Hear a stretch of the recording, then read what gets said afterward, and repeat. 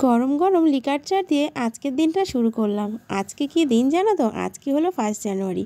তবে আজকের ভিডিওটা দিতে অনেকটাই লেট হয়ে গেল, কারণ হলো এডিট করা হয়নি তার জন্য। তো যাই হোক, আমি ছিলাম বাপের বাড়িতে, তো বাপের বাড়ি থেকে তো বাড়ি চলে এসেছি। তো সকালবেলা খেলাম 1 কাপ গরম গরম চা, তার সঙ্গে একটা বিস্কিট, আর তার সঙ্গে খুব ইচ্ছা হয়েছিল আমার একটু ফেনা ভাত মোটা চালে, তার সাথে বেগুন পোড়া আলু সেদ্ধ। তো সেটাই মা বানিয়ে দিয়েছিল, বসে বসে খেলাম, তারপরে কাজের দিকে চলে এলাম। এটা কিন্তু আমাদের একদম পিকনিক নয়, সেটা তোমরা ভেবো না। এটা হলো আমার জেঠিমা মারা গেছে সেই খাওয়া দাওয়ার পরের দিন আমরা সবাই মিলে একসাথে খাওয়া দাওয়া করছি। এরকমটাই তো হয়, অনুষ্ঠানের পরের দিন সবাই মিলে একসাথে খাওয়া দাওয়া হয়, তাই না?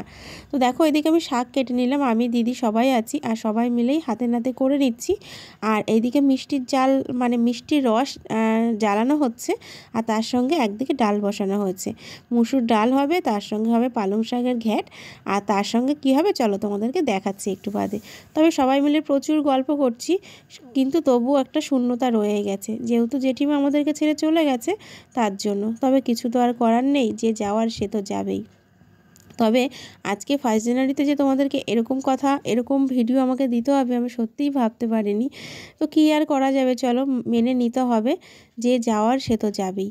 তো এদিকে দেখো, আমরা সবাই মিলে হাতে নাতে করছি। এটা হচ্ছে চিকেন, মানে চিকেন হবে, পালং শাকের ঘ্যাট, তার সঙ্গে হচ্ছে মুসুর ডাল, আর ছিল হচ্ছে মিষ্টি। তো জামাইবাবু রান্না করছে, ওইদিকে পেছনে রয়েছে আমার বোনাই, এদিকে রয়েছে বড় বৌদি, ওইদিকে রয়েছে বসে আমার জেঠিমা, বড় জেঠিমা, এইদিকে দিদির মেয়ে। তো দেখো সবাই মিলে রান্না বান্না করছি, আর তারপরে জামাইবাবু বললো চলো একটু টেস্ট করে দেখো কেমন হয়েছে। চলো আমিও তো টেস্ট করবোই, আগে বৌদি টেস্ট করুক, দেখি কি বলে, তারপরে আমি করব। দেখো এবার আমি একটু খুন্তি দিয়ে নাড়িয়ে দিচ্ছি জাস্ট, তবে আমি কিন্তু রান্না করিনি, কিন্তু খুন্তিটা বোধহয় আমার থেকে অনেকটাই ভারী হবে, আমি না তুলতেই পারছিলাম না। যাই হোক আস্তে আস্তে নাড়াচ্ছি, নাড়ানোর পরে আর রাখতে পারছিলাম না। তো যাই হোক, তারপর বৌদি টেস্ট করে বললো মনে হচ্ছে একটু মিষ্টি মিষ্টি ভাব আছে। তো আমি একটু টেস্ট করে দেখলাম, দেখে বললাম না, লবণটা কম আছে, লবণটা দিলেই তবে মানে পুরোপুরি ঠিক হবে। তো আমি টেস্ট করতে করতে আমার দিদির মেয়ে এসে বলছে কই দেখি দেখি, আমি একটু টেস্ট করে দেখি। তবে ও কিছু বলেনি, ও জাস্ট একটু খেয়ে ফোনে কথা বলছিল। হাসি পেয়ে গেল ভিডিওটা এডিট করতে গিয়ে আমার। তো যাই হোক, তারপর জামাইবাবু একটু নুন দিয়ে দিল। তবে রান্নাবান্না কিন্তু দারুণ হয়েছিল, হেভি হয়েছিল, এক কথাই মানে কি বলবো, 10-এ 10। জামাইবাবু যদি ভিডিওটা দেখো তাহলে একটা কমেন্ট করো। তো তারপর দেখো এদিকে এবার ভাত হবে, সমস্ত কিছু রান্না হয়ে গেছে। এবার দিদি চাল মানে ধুয়ে নিয়ে এসছে, এবার ভাতটা বসানো হচ্ছে। আর যে ঝুড়িটা দেখলে, নেট দেখলে, ওখানেই ভাত নামানো হবে। তবে খাওয়া দাওয়াটা আর শেয়ার করতে পারিনি, চলো খাওয়া দাওয়া সেরে নিয়ে তারপরে আসছি। খাওয়া দাওয়া করে নিয়ে অনেকক্ষণ রেস্ট নিলাম, সবার সাথে গল্প করলাম, তারপরে দেখো আমরা বেরিয়ে পড়েছি বাড়ির বাড়ির উদ্দেশ্যে। তারপরে একটু দাঁড়িয়ে চা খেলাম, এত শীত করছিল, আমাকে দেখেই তোমরা নিশ্চয়ই বুঝতে পারছো। হ্যালো এভরিওয়ান, গুড মর্নিং, কেমন আছো সবাই? আশা করছি তোমরা যে যেখানে আছো সবাই খুব ভালো আছো, আমরাও কিন্তু বেশ ভালো আছি। তো সকালে কাজ বাজ মোটামুটি হয়ে গেছে, ওইদিকে মা জামা কাপড় কাচ্ছে, আমি ওইদিকে ভাত বসিয়ে দিয়েছি। আর এই দেখো এখনো সকালের বিছানা পড়ে আছে। এই কম্বল যে কত বেলা পর্যন্ত পড়ে থাকে, কারণ আমার ছেলে তো কম্বলের মধ্যেই ঢুকে থাকে, কখন আমি এসে পা ঢোকাচ্ছি, কখনো তোমাদের দাদাভাই এসে পা ঢোকাচ্ছে। তো এরকমভাবেই শীতকালটা চলছে, প্রচুর ঠান্ডা। তোমাদের দেখে কেমন ঠান্ডা পড়েছে একটু কমেন্ট করে জানিও। চলো পরে আসছি। রোদ্দুর হোক বা নাই হোক, আমার শাশুড়ি মায়ের জামা কাপড় কিন্তু কাছাকাছি আছেই। তো এই যে তোমাদের দাদাভাইয়ের এই জামাটা আমি কেচে দিয়েছি, আর বাদ বাকিগুলো আমার শাশুড়ি মাই কেচে দিয়েছে। তো তারপর চলে এলাম রান্নাঘরে। সকালবেলা ঘুম থেকে উঠে কাজবাজ মানে সেরে নিয়ে দুপুরের রান্না আজকে একটু হালকা পাতলা হবে।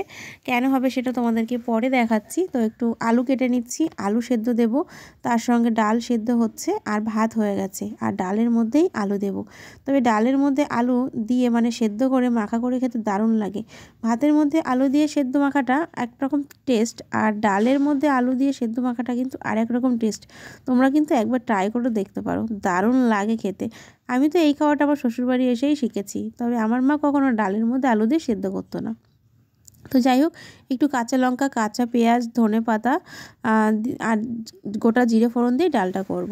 তো আমার রান্নাবান্না হয়ে গেছে, তো চলো তোমাদেরকে একবার শেয়ার করি। ওহো, গরম গরম ডাল, জিরে ফোড়ন দিয়েছি বললাম না, তার সঙ্গে কাঁচা লঙ্কা আর তারপরে পেঁয়াজ, দারুণ হয়েছিল ডালটা খেতে, আর একদম হালকা পাতলা করে করেছি। আর তোমরা ভাবছো শুধু ডাল আর আলু সেদ্ধ? না গো, তার সঙ্গে আরও কিছু তরকারি রয়েছে, ওর জন্য আজকে হালকা পাতলা একটু রান্না করলাম।